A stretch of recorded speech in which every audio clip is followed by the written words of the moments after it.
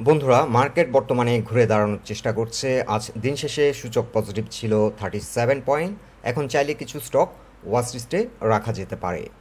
আজকের আলোচনায় আমরা যে স্টকগুলি কভার করব সেগুলো হলো Navana Pharma, Intraco, advent Pharma, BD finance, Fortune এবং সাইফ পাওয়ার। রিসেন্টলি আমরা বিডি ফিনান্স এবং ফরচুন নিয়ে রিকোয়েস্ট পেয়েছিলাম আপডেট দেওয়ার জন্য। চলুন তাহলে বন্ধুরা জেনে নিই স্টকগুলির বর্তমান অবস্থান এবং ফিউচারে কেমন প্রাইস অ্যাকশন হতে পারে। আলোচনাটি শুরুতেই সবাইকে রিকোয়েস্ট করব, ডিসক্লেমার অংশটি আপনারা ভালো করে পড়ে নেবেন। পুঁজিবাজার ঝুঁকিপূর্ণ। আপনার কোনো পার্সোনাল বাই এবং সেলের কারণে আপনি যদি ক্ষতিগ্রস্ত হয়ে থাকেন, সে দায় স্টক অবজার্ভার বহন করবে না। গত 4 দিন আগে আমরা একটি পোস্ট করেছিলাম, মার্কেট ঘুরে দাঁড়ালে যে স্টকগুলি ডিএসসি কাঁপাতে পারে। আলোচনা করেছিলাম 7টি স্টক নিয়ে। এই পোস্টটিতে আলোচনা করেছিলাম ওরিয়ন ফার্মা, আমরানেট, মালিক স্পিনিং, একমিপিএল, আলিফ ইন্ডাস্ট্রিজ লিমিটেড, ইএসএল এবং ইটিএল নিয়ে। আজকে মালিক স্পিনিং এবং এআইএল এই দুটি স্টক ভালো করলো। আশা করছি মার্কেট পারফর্ম করলে বাদবাকি স্টকগুলিও ভালো পারফর্ম করবে। এখন আমরা ডে চার্টে তুলে ধরছি নাভানা ফার্মাসিউটিক্যালসের বর্তমান অবস্থান। নাভানা ফার্মা বেসিক্যালি বর্তমানে সাইডওয়ে প্রাইস অ্যাকশন করছে। নাভানা বর্তমানে সাপোর্ট নিচ্ছে 79 প্রাইস পয়েন্টে। এটি এই স্টকটির জন্য বর্তমানে কি সাপোর্ট বলা যায়, আর কি রেসিস্ট্যান্স হবে 101। বর্তমানে নাভানা ফার্মা অবস্থান করছে 87 প্রাইস পয়েন্টে, আর রিসেন্টলি এটি 83তে সাপোর্ট নিয়েছে। সো নাভানা ফার্মার জন্য 80 থেকে 83 হচ্ছে একটি গুড এন্ট্রি জোন। সো ঈদের আগে যদি নাভানা ফার্মা 80 থেকে 83 প্রাইস পয়েন্টের মধ্যে এন্ট্রি নেওয়া যায় তাহলে একটি গুড এন্ট্রি হবে। সো মার্কেট যদি ঈদের আগে ফার্দার ডিসকাউন্ট দেয় তাহলে হয়তো একটা অপরচুনিটি আসতে পারে স্টকটিতে। সো নাভানা ফার্মা বেসিক্যালি একটি ইনভেস্টিং ক্যাটাগরি স্টক, তবে মার্কেট পারফর্ম করলে স্টকটি ট্রেডিং অপরচুনিটিও দেয়। সো যারা অলরেডি স্টকটিতে এন্ট্রি নিয়েছেন তাদের জন্য এখন শর্ট টার্ম টার্গেট হতে পারে 100। রিসেন্টলি স্টকটি 100 থেকে রিজেক্ট হয়েছে। So first target, short term target হবে 100, আর লং টার্ম যারা চিন্তাভাবনা করছেন তাদের জন্য টার্গেট হতে পারে অল টাইম হাই 120 থেকে 131। এটি 7+ এখানে একটি ট্রায়াঙ্গেল ব্রেকআউট হতে পারে। এটি 7.5 কিংবা 6। যদি স্টকটি 88-এর উপর ঘুরে দাঁড়ায়, এখান থেকে হয়তো একটা কুইক প্রাইস অ্যাকশনের মাধ্যমে স্টকটি 94 পর্যন্ত প্রাইস অ্যাকশন হতে পারে এবং এই জোনটিতে এসে কিছুটা রেসিস্ট্যান্স ফেস করবে। বর্তমানে সেল প্রেশার খুবই কম, সেলার সাইড খুবই উইক। সো ইন বিটুইন 83 থেকে 85 এই জোন থেকে স্টকটি ঘুরে দাঁড়ানোর সম্ভাবনা বেশি। এখন ডে চার্টে তুলে ধরছি ইন্ট্রাকো রিফিউলিং স্টেশন লিমিটেডের অবস্থান। ইন্ট্রাকোর জন্য এখন গুরুত্বপূর্ণ একটি সাপোর্ট লাইন হচ্ছে 39.5। রিসেন্টলি এই জোন থেকে সাপোর্ট নিয়েছে। সাপোর্ট নিয়ে আজ দিন শেষে 41.3-তে ক্লোজ হলো। এর আগে আমরা স্টকটির 48 পর্যন্ত টার্গেট সেট করেছিলাম। 47.5 পর্যন্ত 4 কিংবা 5 পর্যন্ত প্রাইস অ্যাকশন হয়েছিল, এখান থেকে রিজেক্ট হয়ে যায় এবং বর্তমানে এটি 39.5 এসে সাপোর্ট নিয়েছে। এছাড়া উইকলি চার্টে যদি আমরা রিভিউ করি, উইকলি চার্টে স্টকটি 20 এক্সপোনেনশিয়াল মুভিং অ্যাভারেজের উপর ঘুরে দাঁড়াতে সক্ষম হয়েছে আজ, এবং বর্তমান যে প্রাইস পয়েন্টে সাপোর্ট নিয়েছে এই জন্য সেল প্রেশার অনেকটা কেটে গেছে। সো এখন যদি মার্কেট পারফর্ম করে, আশা করা যায় এখান থেকে স্টকটি নতুন করে র্যালি শুরু করবে এবং আমরা যে টার্গেটটি দিয়েছিলাম আগে 48 থেকে 50 এই জোন পর্যন্ত হিট করতে পারে। তবে ঈদের আগে যদি মার্কেট আবার নেগেটিভ পারফর্ম করে সেক্ষেত্রে স্টকটি স্লো হয়ে যেতে পারে এবং আবারও হয়তো এই জোনটিতে এসে রিটেস্ট করতে পারে। তবে নতুন করে যদি স্টকটি এন্ট্রি নিয়ে থাকেন কিংবা আগে থেকে যদি এন্ট্রি নেওয়া থাকে তাহলে এই জোনে কিছুটা অ্যাভারেজ ডাউন করা যেতে পারে এবং ঢাকা স্টক এক্সচেঞ্জের মার্কেট পারফরমেন্সের সাথে সাথে এই স্টকটিও ভালো পারফর্ম করে। এখন উইকলি চার্টে তুলে ধরছি অ্যাডভেন্ট ফার্মা লিমিটেডের অবস্থান। অ্যাডভেন্ট ফার্মা আজ উইকলি চার্টে 200 এক্সপোনেনশিয়াল মুভিং অ্যাভারেজে এসে সাপোর্ট নিয়েছে। এটি গত 2 সপ্তাহ ধরে এই জোনটিতে সাপোর্ট নেওয়ার চেষ্টা করছে, অর্থাৎ 200 এক্সপোনেনশিয়াল মুভিং অ্যাভারেজের যে সাপোর্ট লাইন সেই সাপোর্ট লাইনটিকে রেসপেক্ট করছে। 200 এক্সপোনেনশিয়াল মুভিং অ্যাভারেজের সাপোর্ট লাইনটি বর্তমানে 25.2তে অবস্থান করছে। সো এই স্টকটি চাইলে এখন নতুন করে এন্ট্রি নেওয়া যায়।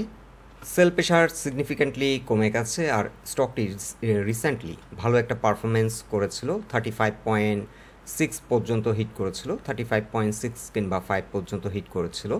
সো একটা হিউজ পারফরমেন্স ছিল। এই স্টকটি এখন নতুন করে এন্ট্রি নেওয়ার জন্য সুইটেবল প্রাইস পয়েন্টে অবস্থান করছে, এবং নতুন করে যদি আমরা এই স্টকটিতে এন্ট্রি নিই তাহলে ফার্স্ট টার্গেট সেট করব 30.5 কিংবা 30 সেল টার্গেট সেট করা যায়। আর কোনো কারণে যদি স্টকটি 200 এক্সপোনেনশিয়াল মুভিং অ্যাভারেজের সাপোর্ট লাইনটি ব্রেক করে তাহলে ফার্দার ডাউন হতে পারে, এটি 23 পর্যন্ত চলে আসতে পারে। এটি ডিপেন্ড করছে ওভারঅল মার্কেট সার্কামস্ট্যান্সের উপর। এক্ষেত্রে যদি 25 প্লাসে আমরা কিছু এন্ট্রি নিই এবং যদি কোনো কারণে মার্কেট খারাপ আচরণ করে সেক্ষেত্রে যদি স্টকটি ফার্দার ডাউন হয় 23তে আমরা কিছু কিনে অ্যাভারেজ ডাউন করে রাখতে পারি। এখন উইকলি চার্টে তুলে ধরছি Bangladesh finance and investment company লিমিটেডের অবস্থান। বিডি ফিনান্স নিয়ে আমাদেরকে দু একজন রিকোয়েস্ট পাঠিয়েছেন। সো স্টকটি এখন এন্ট্রি নেওয়ার জন্য সুইটেবল প্রাইস পয়েন্টে রয়েছে। আপনার যদি স্টকটি হাই প্রাইস পয়েন্টে এন্ট্রি নেওয়া থাকে আপনি চাইলে এই জোনে কিছুটা এন্ট্রি নিতে পারেন। স্টকটির জন্য 21 হচ্ছে একটি গুড এন্ট্রি পয়েন্ট। এখান থেকে রিজেক্ট হচ্ছে এবং বেশ কয়েক উইক ধরে এই জোন থেকে রিজেক্ট হচ্ছিল। এটি যখন ফার্স্ট টাইম এটি ফ্লোর উঠিয়ে দেয় এ পয়েন্ট থেকে রিজেক্ট হয়েছিল। সো রিসেন্টলি আমরা লক্ষ্য করছি পরপর 2 সপ্তাহ ধরে এটি 21-এর নিচে নেমেছিল, কিন্তু ইমিডিয়েটলি রিজেক্ট হয়ে এটি কিন্তু কামব্যাক করেছে 22তে। সো 21 হচ্ছে স্টকটির জন্য একটি স্ট্রং ডিমান্ড জোন, আর বর্তমানে যে প্রাইস পয়েন্টে আছে এখানেও চাইলে এন্ট্রি নেওয়া যেতে পারে। সেল প্রেশার অনেকটা কমে গেছে, সো সিগনিফিক্যান্ট সেল প্রেশার নেই। বস্তুত এখন স্টকগুলি স্লো হয়ে আছে ওভারঅল মার্কেট কন্ডিশনের উপর, যেহেতু মার্কেট পারফর্ম করছে না এবং বড় ধরনের ক্রাশ করলো, এই কারণেই স্টকগুলি এতটা নিচে নেমে গেছে এবং ইনভেস্টরদের মধ্যে কনফিডেন্স এখন লো। এই কারণেই হয়তো এই স্টকগুলি সিগনিফিক্যান্টলি লো প্রাইস পয়েন্টে অবস্থান করার সত্ত্বেও অনেকেই এন্ট্রি নিচ্ছে না।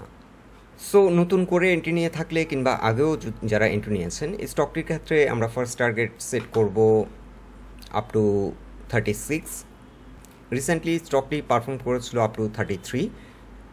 সো এখন যদি স্টকটি আমরা এন্ট্রি নিই স্টকটির ক্ষেত্রে ফার্স্ট টার্গেট আমরা 33 থেকে 35 সেট করতে পারি। তবে মার্কেট যেভাবে এখন আগাচ্ছে এই ধারায় যদি বিশেষ করে লেনদেন যদি 400 থেকে 500 কোটি টাকার ঘরে সীমাবদ্ধ থাকে তাহলে স্টকগুলি রিকভারি দিতে কিছুটা বেশি সময় নেবে। এছাড়াও ফ্রম দ্য হোল র্যালি থেকে আমরা একটি ফিবোনাচি রিট্রেসমেন্ট চার্ট ড্র করেছি এবং 78% যে রিকভারি সাইকেল এটি হচ্ছে 19.5-এ। সো এটি হচ্ছে একটি স্ট্রং সাপোর্ট। এখানে একবারই এই জোনটিতে হিট করেছিল যখন ফ্লোর উঠিয়ে নেওয়া হয়েছিল, তখন এখান থেকে ইমিডিয়েটলি কামব্যাক করে স্টকটি তখন 23তে সেই উইকে ক্লোজ হয়েছিল। সো 21 থেকে 22 এটি একটি গুড এন্ট্রি পয়েন্ট। আর যদি মার্কেট আবারও নেগেটিভ পারফর্ম করে, নেগেটিভ আচরণ করে, তাহলে সেক্ষেত্রে স্টকটি ফার্দার হয়তো 19.5 পর্যন্ত নামতে পারে। সেল প্রেশার অনেকটা কমে গেছে, সো আশা করি স্টকটি এখান থেকে ইউটার্ন নেবে বলে আমরা আশা করি। এখন উইকলি চার্টে তুলে ধরছি ফরচুন শুজ লিমিটেডের অবস্থান। ফরচুন শুজ তার একটি গুরুত্বপূর্ণ সাপোর্ট ছিল 52। এই সাপোর্টটি ব্রেক করার পর স্টকটি অনেকটা নিচে নেমে যায়, 41.2-তে অবস্থান করছে বর্তমানে, 41.9-এ অবস্থান করছে বর্তমানে। আর বর্তমানে যে প্রাইস পয়েন্ট অবস্থান করছে এখানে প্রাইস পয়েন্ট লেভেলের সাপোর্ট রয়েছে, 40-তে স্ট্রং সাপোর্ট রয়েছে স্টকটির জন্য। সো 40 এখন স্টকটির জন্য একটি স্ট্রং সাপোর্ট পয়েন্ট। এছাড়া স্টকটিতে সেল প্রেশার অনেকটা কেটে গেছে, সো এখান থেকে এখনও যদিও ডে চার্টে রিভার্সাল সিগন্যাল এখনও আসেনি।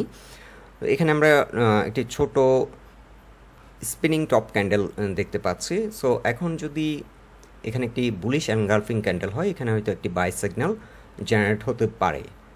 বস্তুত এই স্টকটি আমরা নিজেরাও কিছুটা হোল্ড করছি। এখন 50 আমাদের অ্যাভারেজ বাই, এটি 55 থেকে আমাদের কেনা, এখন অ্যাভারেজ করতে করতে এটিকে 50 পর্যন্ত আমরা এনেছি। ফরচুন শুজের জন্য 78%-এর যে রিট্রেসমেন্ট সাইকেল, এটি প্রাইস পয়েন্ট লেভেল 43.1-এ অবস্থান করছে। সো স্টকটি যদি 43.1-এর উপর ঘুরে দাঁড়াতে সক্ষম হয়, এখান থেকে গতিশীল হবে এবং ফার্স্ট টার্গেট হতে পারে 64। এটি একটি হাই পারফর্মিং স্টক, বর্তমানে সিগনিফিক্যান্টলি লো প্রাইস পয়েন্টে অবস্থান করছে এবং এন্ট্রি নেওয়ার জন্য ভালো একটি অবস্থানে রয়েছে। এখন উইকলি চার্টে তুলে ধরছি সাই পাওয়ারটেক লিমিটেডের অবস্থান।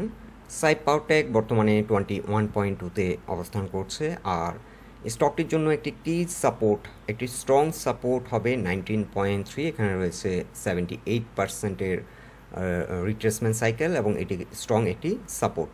স্টকটি বর্তমানে এন্ট্রি নেওয়ার জন্য গোল্ডেন জোনে অবস্থান করছে এবং এই জোনে এন্ট্রি নিলে প্রফিট হওয়ার পসিবিলিটি ম্যাক্সিমাম। সো এখন যদি মার্কেট এখান থেকে পারফর্ম করা শুরু করে, আশা করি স্টকটি আবারও ভালো পারফর্ম করবে এবং রিসেন্টলি স্টকটি 28 পর্যন্ত প্রাইস অ্যাকশন করেছিল।